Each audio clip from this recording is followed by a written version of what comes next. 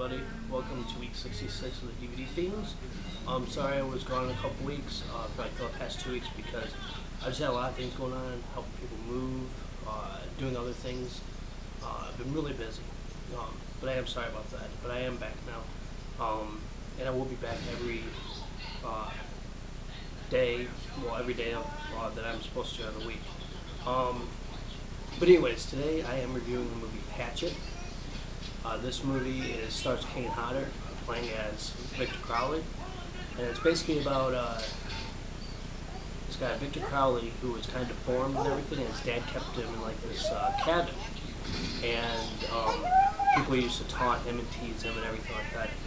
And one night, these one kids end up catching the place on fire, and his dad's trying to get in and he can't get in, so he grabs a hatchet, starts chopping at the door, but Victor Crowley's on the other side, and he ends up hitting him right in the face. And then Victor supposedly dies, and then soon enough his dad dies of a broken heart. And then we go to more current times, and there's this group of friends who are at Mardi Gras, and one of them does not want to do that type of stuff. He's kind of getting sick of doing the Mardi Gras thing, and he wants to do something else. So he wants to go on like a swamp tour. He convinces one of his friends to go with him, and just so you guys know, the main lead guy he played in the movie Dodgeball, and he also played in one of my more favorite movies, Grandma's Boy. He played as like the weird guy who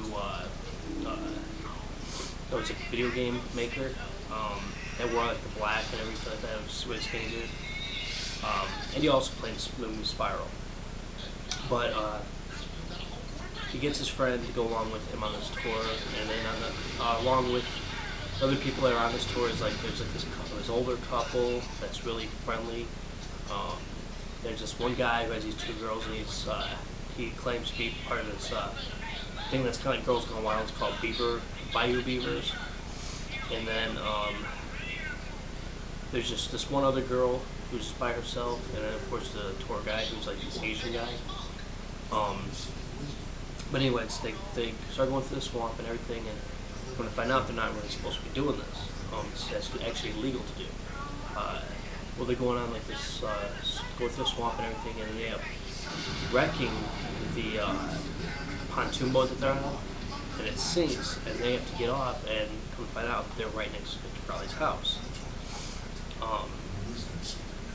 Well, soon enough, they're trying to find a road or something to get out of there, because, but I forgot to say, in the process of them getting off the boat, one of the guys actually gets, the older one, like that couple I said, it's a really nice couple, the guy actually gets bit by an alligator in his leg, so it messed his leg up pretty bad. He's not able to walk that good. So they decided to go up through Victor Crowley's place, even though they're kind of really hesitant on it. And, well, let's just say that it has, up to this point, and at this point in the movie, has some of the coolest deaths I've seen in a while. Like Victor Crowley just comes out, scares the hell out of them, and actually, if you watch, I think it's the making of. They purposely did not show him, I think, the makeup on Kane Hodder before the film started, and they pretty much surprised them with this makeup. It's, for the most part, the reactions were pretty real. But anyways, they're going. He jumps out, scares the shit out of them. You alright, buddy? But anyway, sorry about that. He actually has the hatchet that he got hit in the face with. Starts just chopping at the guy that got bit on the leg. Just chops the hell out of him, like pretty much like cuts him from right here all the way down. And then he goes after the woman to try to run away, grabs her by the bottom jaw, grabs her by the top jaw, and just rips her head right in half. And then you could just hear tongue flopping around, and then he goes after me and starts going after the other ones. Well, the easiest way to put this, because it's kind of like your typical slash film, but basically they try to end up fighting back, and he starts killing them off one by one. there's not really much more I can really say about it, about the ultimate story, and I really don't want to get too much into it because I really don't want to ruin everything. Like, oh, I don't want to ruin all the kill scenes or anything like that. But basically, this movie has a great cast. I actually was waiting for this for about 2 years for it to be released. They kept saying it was going to be released. They kept seeing previews for it, and it finally got released. And I was happier than hell that it got released because it was something I'd been waiting for. Like I said. Of course, Kane Hodder plays in here. Robert Englund plays in here. And who else? Joel David Moore. That's the guy that would play in Dodgeball. Deion Richmond played Scream 3. If I'm right, that guy right there. He also, I think, used to play the 7-Up commercials. We got Tamara Feldman, Mercedes McNabb. And then also, I forgot this. Tony Todd plays in here. He's just a really small part. He's the one who tells him about to go on this tour and everything. Oh, one thing I did forget to mention that was part of the story was when the one girl that was by herself, she's actually in search of her father, who is played by Robert Englund, and her brother. And pretty much they disappeared a couple days prior to that. And she figures the cheapest way to get out there is to do one of these tours. Even though she knows technically they're not supposed to be doing a tour, she still does it because it's only $30 she pays to go out there to find them. I forgot to tell you about that part because that is kind of a big part of the story. But basically, this movie is awesome because it does bring back the old school American slasher film. And